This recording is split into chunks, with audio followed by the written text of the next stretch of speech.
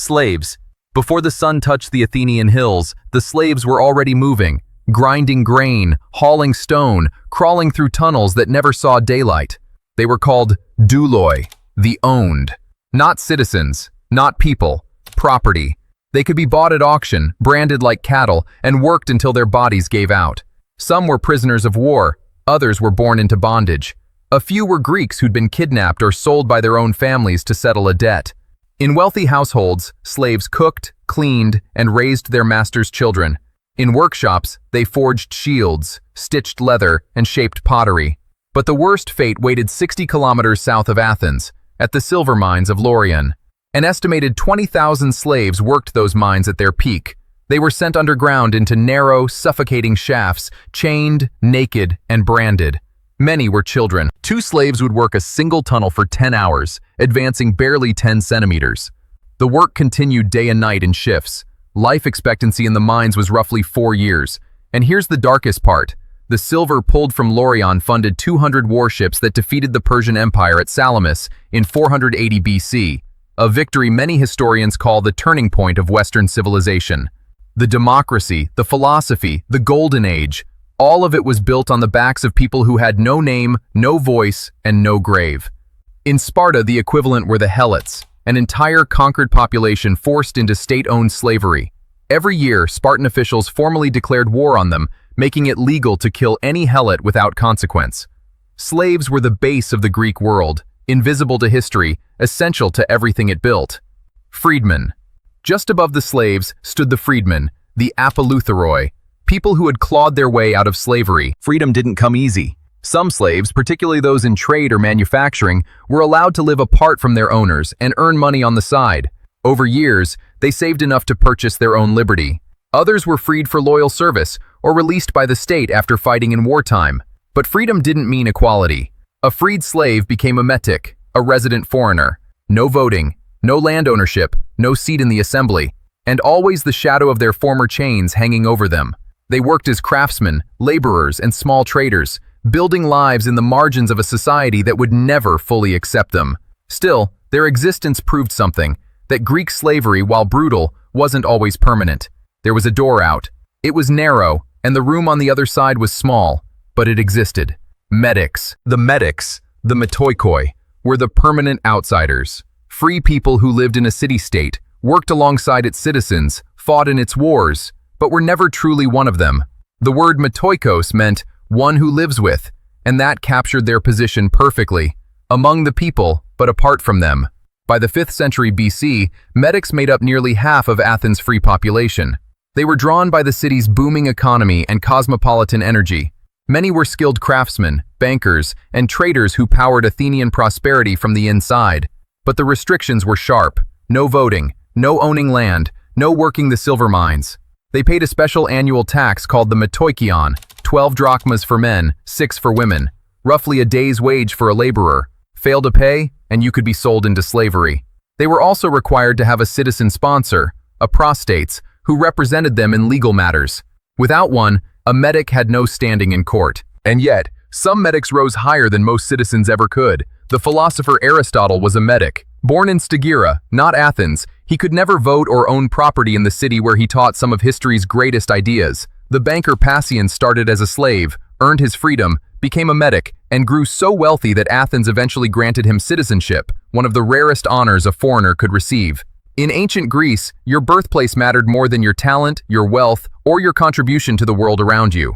Merchants. In the Athenian agora, the air smelled of olive oil, fresh clay, and ambition. The merchants and artisans, potters, blacksmiths, weavers, shipbuilders, and traders were the economic engine of the Greek world. Workshops rang with the sound of hammers. Market stalls overflowed with painted pottery, dyed textiles, and polished bronze. Through the port of Piraeus, Athenian goods flowed across the Mediterranean. Wine to Egypt, olive oil to the Black Sea, silver coins to every corner of the known world.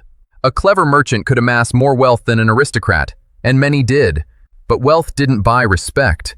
Greek culture idolized the landowner, not the shopkeeper. Philosophers like Aristotle openly argued that manual labor degraded the mind and made a man unfit for politics or higher thought. The people who created the wealth were considered less noble than the people who simply inherited it.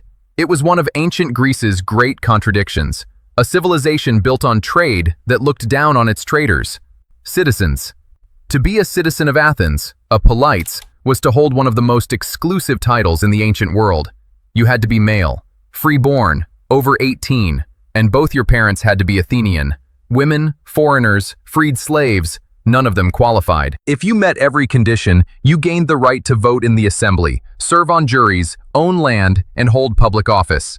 Around 594 BC, the lawmaker Solon divided citizens into 4 classes based on agricultural wealth. At the top, the Pentakosiomedimnoi, men whose land produced 500 measures of grain, oil, or wine a year. Only they could serve as archons, the city's highest officials. Next, the Hippias, the cavalry class, 300 measures, wealthy enough to keep a war horse. Then the Zeugatae, 200 measures, yeoman farmers who could afford armor and fought as infantry. And at the bottom, the Thetes, laborers and hired workers.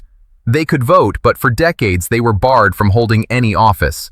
Solon also abolished debt slavery, the practice of selling a person into bondage because they couldn't repay a loan.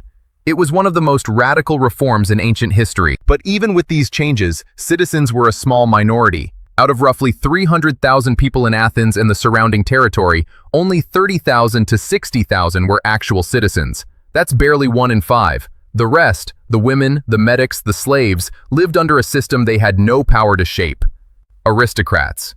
Above the citizens sat the old blood, the Eupatridae, a word that literally meant sons of good fathers. And that name told you everything you needed to know. These were the families who had owned the land for generations. They claimed descent from mythic heroes and sometimes from the gods themselves.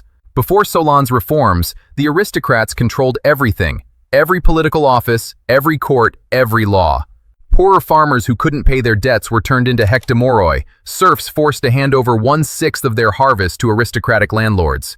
If they still couldn't pay, they were sold into slavery. Solon broke some of that grip by making wealth, not just birth, the basis for holding office. But the old families didn't vanish. They adapted.